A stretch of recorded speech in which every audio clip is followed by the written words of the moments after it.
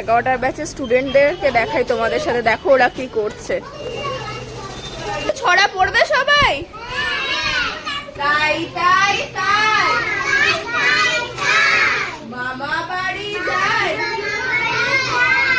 মামা বাড়ি ভারী মজা,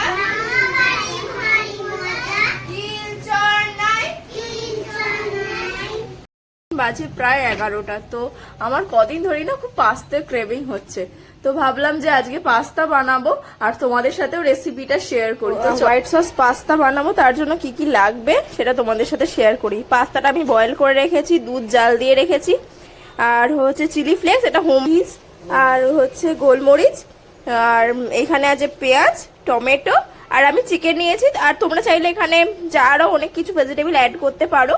সাদা তেল দিয়ে দেবো ওইগুলো ভেজিটেবলগুলো ফ্রাই করার জন্য। আর আমি হোয়াইট সস পাস্তার জন্য সসটা বানিয়ে নেব। 2 চামচ মতো বাটার নেব, সেম চামচেরই 2 চামচ ময়দা, এই যে 1 চামচ, মোটামুটি 2 চামচ মতো ইকুয়াল পরিমাণে নিয়ে নেব জিনিসটা দিয়ে। সাথে সাথে এটা এরকম ভাবে মেল্ট করতে থাকবে যাতে লাম্পস গুলো না হয়। যখন স্টেজে এসে যাবে তখন তোমরা অল্প অল্প করে দুধ দিতে থাকবে। এগুলো এরকম ভাবে মেল্ট করবে, তাহলে সসটার মধ্যে লাম্পস থাকবে না। গোলমরিচ আর চিলি ফ্লেক্স, এবার দেবো নুন। এটার মধ্যে বেশি নুন দেওয়ার দরকার নেই, কারণ বাটার যাবে, চিজ যাবে, তো এমনি একটু নোনতা ওগুলো, তো বেশি নুন দেওয়ার দরকার নেই, অল্প করে নুন দিলেই হবে। হ্যাঁ, তোমরা চাইলে স্কিপ করতে পারো। আমার মনে হয় চিনি দিলে সবকিছু টেস্টটা ব্যালেন্স হয়ে যায়, তাই আমি দুধ দিয়ে দেবো। এবার ভেজিটেবলগুলো দিয়েও মিক্স করে নেব, দিয়ে দেবে।